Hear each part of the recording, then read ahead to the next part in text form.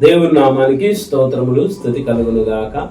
తగ్గింపు జీవితం అంటే క్రైస్తవునిలో ఉండవలసినది తగ్గింపు జీవితం. ఎలాగూ అని అంటే చాలా మంది తగ్గింపు జీవితం లేకుండా తన్ను తాను హెచ్చించుకున్నవాడు తగ్గించబడును, తన్ను తాను తగ్గించుకున్నవాడు హెచ్చించబడును అని చెప్పి దేవుని వాక్యం చెబుతూ ఉంటే ఆ వాక్యాన్ని గ్రహించకుండా, ఆ వాక్యానుసారంగా బ్రతకకుండా, ఆ వాక్యానుసారంగా జీవించకుండా, లోకములో ఉన్న వ్యక్తులు ఎలాగైతే వారు ఎలాగైతే హెచ్చించుకుంటారో ఆ యొక్క క్రైస్తవ జీవితము గాని, క్రైస్తవులు గాని ఏం చేస్తున్నారంటే లోకములో ఉన్న వారి కంటే ఎక్కువగా హెచ్చించుకుంటున్నారు.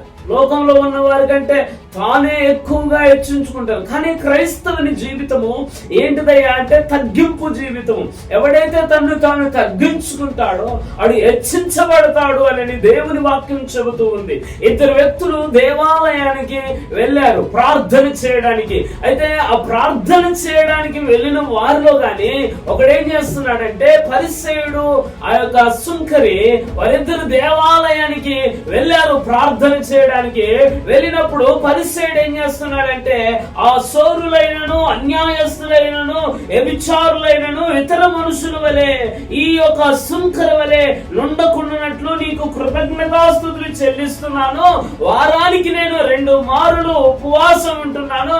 నా సంపద అంతటిలో 10వ వంతు నేను నీకు చెల్లిస్తున్నాను అని చెప్పి ప్రార్థన చేస్తున్నాడు. అంటే ఈ యొక్క పరిసయ్యుడు ఏం చేస్తున్నాడు అంటే హెచ్చించుకుంటున్నాడు, తన్ను తాను హెచ్చించుకొని మాట్లాడుతున్నాడు, గర్వంగా మాట్లాడుతున్నాడు.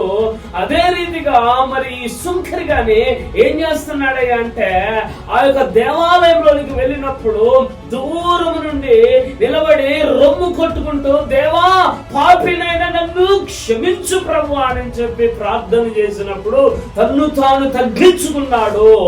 దేవుని యొక్క చిత్తములో తగ్గించుకున్న వాడు హెచ్చించబడును అనేది వాక్యము చెబుతూ ఉంది. అతని కంటే ఇతడు నీతివంతుడిగా వెంచబడ్డాడు. దేవుని బిడ్డలారా, ఈ రోజు నీ జీవితంలో తగ్గింపు జీవితం కలిగితే ప్రభు నిన్ను హెచ్చిస్తాడు. God bless you.